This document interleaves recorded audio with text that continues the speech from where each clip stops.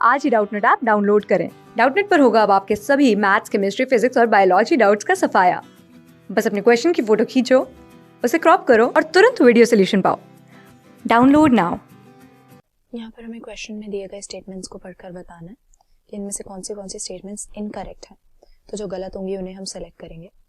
सबसे पहले कह रहे हैं कि नॉर्मली एक बाइसेक्सुअल फ्लावर में कंप्लीट ऑटोगेमी होना काफ़ी रेयर है। तो ये बात तो करेक्ट है।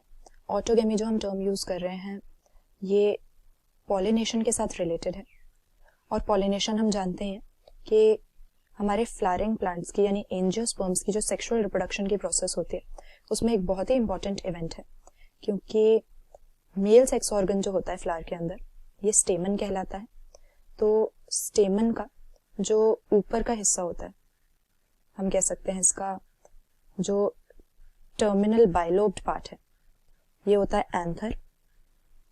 और इसी एंथर के अंदर माइक्रोस्पोर्स की प्रोडक्शन या माइक्रोस्पोरोजेनेसिस की प्रोसेस होती है।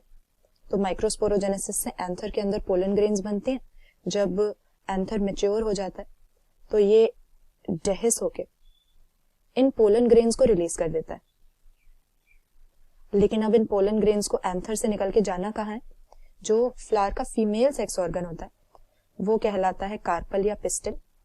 और इस पिस्टिल का जो ऊपर का हिस्सा होता है उसको हम स्टिग्मा कहते हैं, और पोलन ग्रेन्स के लिए एक रिसेप्टिव सरफेस की तरह ये फंक्शन करता है।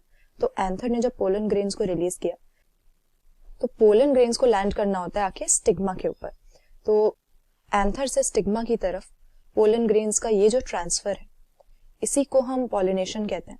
और नेचर में कई एजेंट्स की हेल्प से ये पॉलिनेशन करवाई जाती है। तो अगर फ्लावर बाइसेक्सुअल है, बाइसेक्सुअल से हमारा क्या मतलब हुआ कि उसके पास स्टेमन भी है और पिस्टिल भी है, यानी एंथर और स्टिग्मा दोनों चीजें सेम फ्लावर के अंदर प्रेजेंट हैं। तो कंप्लीट ऑटोगेमी यानी पूरी तरह से सेल्फ पॉलिनेशन काफी रेयर होती है, क्योंकि भले ही फ्लावर के पास एंथर और स्टिग्मा दोनों हो, लेकिन जरूरी नहीं है कि जो भी पोलन ग्रेन्स, लार्ज नंबर में पोलन ग्रेन्स प्रोड्यूस होती हैं, तो जो भी पोलन ग्रेन्स प्रोड्यूस होंगी जरूरी नहीं है कि सेम फ्लावर के स्टिग्मा के जो ऊपर जाके ही लैंड करेंगी। जैसा कि हमने देखा पॉलिनेशन के कई एजेंट्स के थ्रू ये पोलन ग्रेन्स ट्रांसफर होके ना सिर्फ उसी प्लांट के दूसरे फ्लावर्स तक पहुंच सकती हैं, बल्कि दूसरे प्लांट्स के फ्लावर्स के स्टिग्मा पे भी ये जाके गिर सकती है। तो भले ही बाइसेक्सुअल हो, लेकिन जरूरी नहीं है कि अपनी ही पोलन ग्रेन्स अपने ही स्टिग्मा पे गिर जाए। तो कंप्लीट सेल्फ पॉलिनेशन नहीं होती है। और दूसरी चीज कि क्रॉस पॉलिनेशन को एनकरेज करने के लिए प्लांट्स के पास कई सारे मैकेनिज्म्स होते हैं जिन्हें हम आउटब्रीडिंग डिवाइसेस कहते हैं। तो इसीलिए कंप्लीट ऑटोगेमी, पूरी तरह से सेल्फ पॉलिनेशन काफी रेयर है। ये बात करेक्ट हो गई। इसके बाद दूसरे स्टेटमेंट में लिखा है कि जिन प्लांट्स के पास भी क्लिस्टोगेमस फ्लावर्स होते हैं ये इनवेरिएबली मतलब विदाउट एक्सेप्शन हमेशा ऑटोगेमस होते हैं। ये कहना भी सही नहीं है। अब क्लिस्टोगेमस फ्लावर हम किसे कहते हैं? जो बिल्कुल खुलता ही नहीं है, ऐसे फ्लावर्स जो ओपन ही नहीं होते और इनके एंथर और स्टिग्मा एक्सपोज ही नहीं होते, इन्हें क्लिस्टोगेमस कहा जाता है। मगर हमारे पास कई सारे प्लांट्स ऐसे भी होते हैं जो कुछ फ्लावर्स तो क्लिस्टोगेमस प्रोड्यूस करते हैं, लेकिन कुछ फ्लावर्स कैज्मोगेमस यानी एक्सपोज्ड एंथर और स्टिग्मा वाले भी होते हैं। तो दोनों तरह के फ्लावर्स प्रोड्यूस होते हैं, जैसे कि हमें वायोला और ऑक्जेलिस जैसे प्लांट्स में मिल जाता है। तो अगर बेचारा फ्लावर बंद है, ओपन ही नहीं हुआ है, तो उसको तो ऑटोगेमी करनी पड़ेगी, क्योंकि सेल्फ पॉलिनेशन के अलावा उसके पास कोई रास्ता नहीं है। ना तो वो अपने पोलन ग्रेन्स को बाहर भेज सकता है, ना बाहर के कोई पोलन ग्रेन्स अंदर आ सकते हैं। मगर ऐसा कहना कि अगर क्लिस्टोगेमस फ्लावर्स प्लांट के पास हैं तो इनवेरिएबली वो हमेशा ही ऑटोगेमस होगा, ये गलत क्यों हो जाएगा?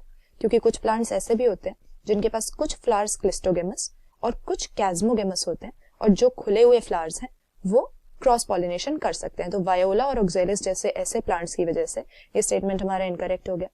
इसके बाद लिखा हुआ है कि विंड पॉलिनेशन ग्रासेस में कॉमन है। तो ज्यादातर यही देखा जाता है कि फ्लावरिंग प्लांट्स में जो मेजॉरिटी है वो पॉलिनेशन के एजेंट की तरह किसी ना किसी इंसेक्ट को या किसी एनिमल को यूज करते हैं। तो विंड पॉलिनेशन काफी कम होती है बायोलॉजिकल एजेंट्स के थ्रू होने वाली पॉलिनेशन के कंपैरिजन में, और ज्यादातर विंड के थ्रू पॉलिनेशन यानी विंड करंट्स के थ्रू पोलन ग्रेन्स का ट्रांसफर हमें किसमें देखने को मिलता है? ग्रासेस में यानी बेसिकली मोनोकोटिलेडोनस फ्लावरिंग प्लांट्स में इस तरह की पॉलिनेशन हमें मिलेगी। तो ये स्टेटमेंट करेक्ट है। और इसके बाद लास्ट में लिखा हुआ है कि हाइड्रोफिली फ्लावरिंग प्लांट्स में कॉमन है। तो ये तो बिल्कुल ही गलत हमारी स्टेटमेंट हो गई। सबसे कॉमन हमने बोला किसके थ्रू होती है, इंसेक्ट्स के थ्रू पॉलिनेशन होती है। फिर दूसरे नंबर पे आ जाती है विंड के थ्रू। और हाइड्रोफिली यानी वाटर के थ्रू पोलन ग्रेन्स का जो ट्रांसफर है वो तो काफी रेयर होता है।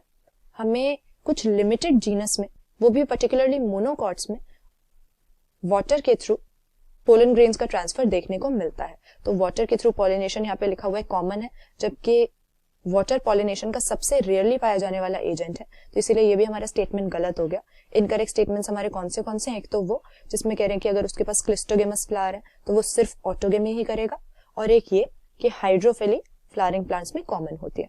तो यहाँ पर सही आंसर हम मार्क कर देंगे ऑप्शन बी। स्टेटमेंट्स 2 और 4 हमें गलत दे रखी है। क्लास 6 से 12 से लेके नीट, IIT, JEE मेंस और एडवांस के लेवल तक 10 मिलियन से ज्यादा स्टूडेंट्स का भरोसा। आज ही डाउनलोड करें डाउटनेट ऐप या व्हाट्सएप कीजिए अपने डाउट्स 8400 400 400 पर।